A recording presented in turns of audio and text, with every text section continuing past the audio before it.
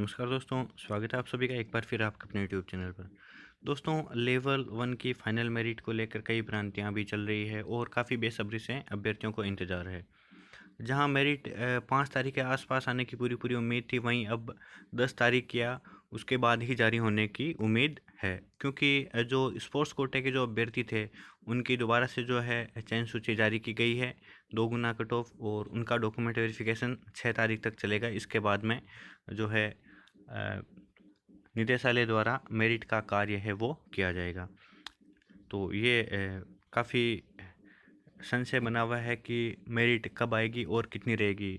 जैसा कि आप सभी को पता है कि आंकड़े तो निदेशालय ने 2 गुना आंकड़े पहले ही जारी कर दिए हैं, और उनके आधार पर जो हमने एनालिसिस किया है उसके अकॉर्डिंग 100% शुद्ध जो है फर्स्ट लेवल की कट ऑफ जो है बनाने का कार्य किया है। तो आप इस वीडियो को एंड तक ज़रूर देखें, और जो मित्र चैनल पर नए हो चैनल को सब्सक्राइब जरूर कर लें और नोटिफिकेशन ऑन रखें ताकि हर अपडेट आपको निरंतर मिलती रहे। एक दोस्तों, 2022 का जो सिलेबस जारी किया गया है, इसको लेकर भी सोशल मीडिया पर काफ़ी तेज़ी से जो है आंदोलन चल रहा है। कई अलग अलग कमेंट कर रहे हैं। तो सबसे पहले तो मैं आपको क्लियर कर दूं कि ये सिलेबस रीट के बाद होने वाले शिक्षक भर्ती एग्ज़ाम का है। तो रीट में तो कुछ बदलाव किया गया नहीं है, और ये एग्ज़ाम कब होगा इसकी डेट अभी तक कोई फाइनल नहीं है। कम से कम आप मान के चलो तो अक्टूबर नवंबर से पहले ये एग्ज़ाम होने वाला नहीं है।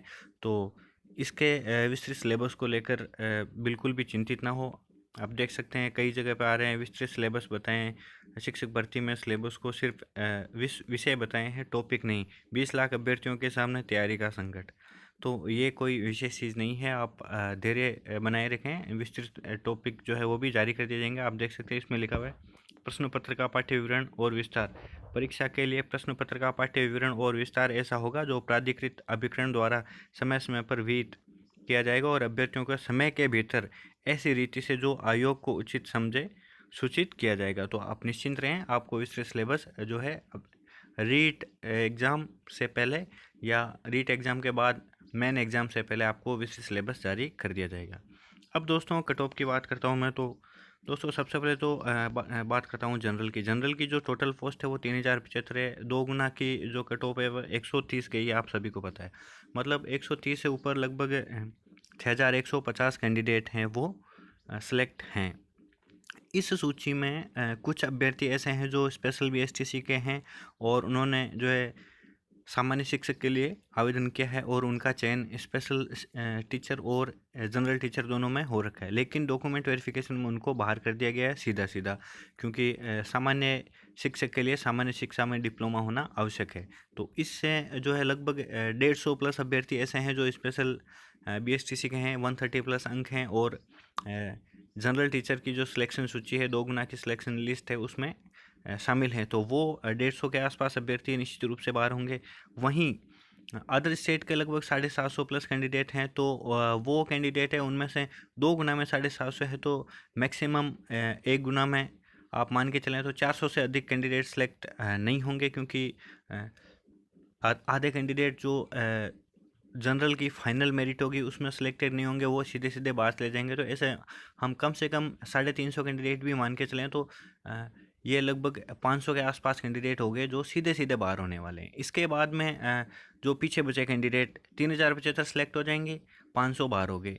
पीछे बचे लगभग 2500 के आसपास कैंडिडेट। कुछ अभ्यर्थी एब्सेंट भी रहे हैं, कुछ को शैक्षिक योग्यता की जो है मार्कशीट है या फिर अन्य जो डॉक्यूमेंट्स है उनमें उनको बाहर कर दिया गया है। तो ऐसे में लगभग 2500 के आसपास कैंडिडेट रहेंगे जो 6000 में से जो जनरल में सेलेक्ट नहीं होंगे। उन 2500 में से जो बचेंगे वो अपनी अपनी कैटेगरी की ओर चलेंगे। तो ऐसे में हम एक सामान्य तौर पर अनुमान लगाएं तो आपने देखा होगा ओबीसी की जो है कट ऑफ 2 गुना कट ऑफ 127 और जनरल की 130 गई थी। मतलब लगभग 3 से 4 अंकों पर जो है लगभग ओबीसी के 2 गुना कैंडिडेट लगभग 3500 के आसपास कैंडिडेट जो है वो मिल गए थे। तो इतने कैंडिडेट 30 से ऊपर 4 अंकों पर मिल जाएंगे निश्चित रूप से 3000 कैंडिडेट। तो ऐसा अनुमान के आधार पर एक सटीक विश्लेषण जो आंकड़े हमें प्राप्त हुए हैं उनके आधार पर मैं बताऊं तो जनरल की जो है फाइनल कट ऑफ 134 रह सकती है। 135 जिसके है वो 100% सुरक्षित है। 134 ऑल सिलेक्टेड हो सकते हैं, या फिर जिनकी डेट ऑफ बर्थ कम है, मतलब 2000 के आसपास डेट ऑफ बर्थ है, वो उनका जो है संशय हो सकता है या वेटिंग में वो आ सकते हैं। तो 133 पर जाने के थोड़े कम चांस है, लेकिन 134 के काफ़ी कैंडिडेट जो है फाइनल सूची में सेलेक्ट हो जाएंगे। 135 100% सुरक्षित है। अब दोस्तों बात करूँ मैं ओबीसी की, तो ओबीसी में दोस्तों आपको पता है टोटल पोस्ट 1763 हैं। ओबीसी मेल फीमेल की जो है दोस्तों पदों के वर्गीकरण से संबंधित वीडियो मैंने पहले अपलोड किया था, जिसका लिंक मैं आपको कमेंट बॉक्स में प्रोवाइड करवा दूंगा, जिसमें आपको एकदम सटीक विश्लेषण के साथ सारी कैटेगरी के पद हैं वो मैंने बताए थे, वास्तविक पद क्या है। क्योंकि कई लोग जो है वो जो आपकी जो नोटिफिकेशन दिया हुआ है, जो विज्ञप्ति दी हुई है वैकेंसी की, उसमें डायरेक्ट पद जोड़ रहे हैं और उनके आधार पर पदों की संख्या उन्होंने जनरल की 3700-800 के आसपास तक कर दी है। तो ऐसा नहीं है, उनमें से जो है हॉरिजेंटल रिजर्वेशन के पद उन्होंने अलग नहीं किए हैं, इसलिए वो पदों की संख्या ज़्यादा बता रहे हैं। तो मैं आपको वो पदों के वर्गीकरण का वीडियो प्रोवाइड करा दूंगा। तो ओबीसी की जो दोस्तों मेल फीमेल की जो टोटल पोस्ट है वो है 1763 के आसपास है। 2 गुना कट ऑफ 127 गई थी। फाइनल मेरिट 130 के आसपास रहेगी। 131 जिसके हैं वो 100% सुरक्षित है। 130 पर डेट ऑफ बर्थ फैक्टर काम करेगा 100%। 127-28 के कम चांस है। दोस्तों सबसे पहले तो मैं आपको बता दूं कि अभी हमने बताया था कि लगभग 2500 के आसपास कैंडिडेट ऐसे होंगे जो अभी वर्तमान में जनरल से सिलेक्ट हैं, लेकिन जनरल में 2 गुना में सिलेक्टेड है, लेकिन फाइनल मेरिट में जनरल से बाहर हो जाएंगे। तो उन 2500 में से ओबीसी के 1763 कैंडिडेट भी रहते हैं। उन 2500 कैंडिडेट जो जनरल से सिलेक्ट नहीं होंगे, उनमें से ओबीसी के 1763 कैंडिडेट भी रहते हैं। तो जो फाइनल मेरिट है ओबीसी की वो 130 रहेगी। क्योंकि आपको पता है 130 जनरल की जो 2 गुना कट ऑफ रही थी, उसमें 6000 के आसपास अभ्यर्थी रहे थे। उनमें से 3000 सेलेक्ट होने के बाद जो पीछे बचे हैं उनमें अदर कैटेगरी के कैंडिडेट हैं, जैसे ईडब्ल्यूएस के हैं, एमबीसी के हैं, एससी के हैं, एसटी के हैं, या हॉरिजॉन्टल कैटेगरी चाहे पीएचओ या अन्य हो, तो वो सब अपनी कैटेगरी की ओर जाएंगे। उन अभ्यर्थियों की संख्या 2500 में से 800 भी रहती है, तो ओबीसी की कट ऑफ 130 रहेगी। और निश्चित रूप से इतनी रह सकती है।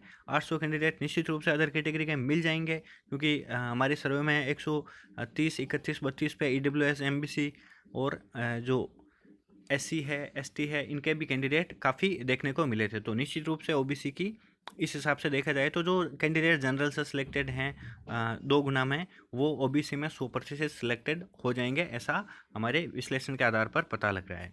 तो ओबीसी की 131 100% से पे 130 पे डेट ऑफ बर्थ फैक्टर काम कर सकता है। 95 के आसपास जिसकी डेट ऑफ बर्थ है उसके सिलेक्शन के अच्छे चांस लग रहे हैं अभी तक जो आंकड़े प्राप्त हुए हैं, क्योंकि कई अभ्यर्थी बाहर में हैं, कितने बाहर में हैं ये अभी पूरा स्पष्ट नहीं हुआ है। और इसके अलावा जो है अदर कैटेगरी के कितने कैंडिडेट हैं ये भी स्पष्ट नहीं हुआ है। तो इससे हम एक सामान्य तौर पर अंदाज़ा लगाएं तो 95 के आसपास डेट ऑफ बर्थ से ऊपर के जो कैंडिडेट हैं उनके अच्छे चांस लग रहे हैं। वहीं 131 वाला 100% सेफ है। अब दोस्तों ईडब्ल्यूएस की बात करूँ मैं, तो ईडब्ल्यूएस की जो टोटल मेल फीमेल की पोस्ट है वो 860 है। 2 गुना कट ऑफ ईडब्ल्यूएस की 124 गई थी।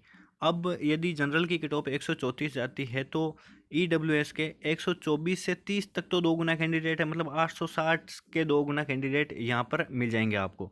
लेकिन जो 130 से ऊपर 34 तक के जो कैंडिडेट हैं जिनका जनरल में सिलेक्शन नहीं होगा, वो वापस अपनी कैटेगरी की ओर लौटेंगे, ईडब्ल्यूएस की ओर लौटेंगे। तो ऐसे में जो है वो कैंडिडेट जो 2 गुना में सिलेक्टेड कैंडिडेट हैं, ईडब्ल्यूएस से सिलेक्टेड है, उनको नुकसान पहुंचाएंगे और वो अपनी कैटेगरी में आएंगे। तो ऐसी स्थिति में आप मान के चलें तो 128 जिसके ईडब्ल्यूएस से हैं वो एकदम सेफ नज़र आ रहा है। 127 पर डेट ऑफ बर्थ फैक्टर काम कर सकता है, क्योंकि दोस्तों पॉइंटों का तो लफड़ा है नहीं, डायरेक्ट मार्क्स हैं 127 है, 28 है, जो भी है। तो ऐसी स्थिति में डेट ऑफ बर्थ फैक्टर काम करना एक सामान्य बात है। और एक ही अंक पर आपको पता है सैकड़ों अभ्यर्थी हैं, निश्चित रूप से हर कैटेगरी के सैकड़ों अभ्यर्थी हैं, तो डेट ऑफ बर्थ फैक्टर निश्चित रूप से काम करेगा। 127 पे जो है ईडब्ल्यूएस में डेट ऑफ बर्थ फैक्टर काम कर सकता है। 128 जिसके हैं वो 100% सुरक्षित नज़र आ रहा है। वहीं दोस्तों मैं बात करूँ एमबीसी की जो है 436 पोस्ट है, 2 गुना कट ऑफ 122 गई थी। एमबीसी में 130 से 33 के काफ़ी कैंडिडेट मैंने देखे हैं, कमेंट बॉक्स में भी देखे थे और भी कई सूचियों में मैंने देखे हैं। तो ऐसे में यदि एमबीसी की जो फाइनल मेरिट की मैं बात करूँ तो दोस्तों निश्चित रूप से एमबीसी के कैंडिडेट है 122 से 134 तक फैल जाएंगे। वर्तमान में जो 2 गुना कैंडिडेट है वो 122 से 30 के बीच में है, 8 नंबर पर है, वहीं बाद में जो है वो 12 नंबर पर चले जाएंगे। ऐसी स्थिति में कट ऑफ निश्चित रूप से जो 131, 32, 33 के कैंडिडेट हैं एमबीसी के, वो अपनी कैटेगरी की ओर लौटेंगे। ऐसी स्थिति में फाइनल मेरिट 127 पर जिसके हैं उसको वो एकदम सेफ नज़र आ रहा है। वहीं 126 पर डेट ऑफ बर्थ फैक्टर काम कर सकता है, 25 से नीचे थोड़े कम चांस नज़र आ रहे हैं। वहीं दोस्तों मैं बात करूं एससी कैटेगरी की, एससी कैटेगरी में इस बार काफ़ी अच्छे स्कोर देखने को मिल रहे हैं। मैंने कई कैंडिडेट देखे हैं जिनके अच्छे स्कोर हैं।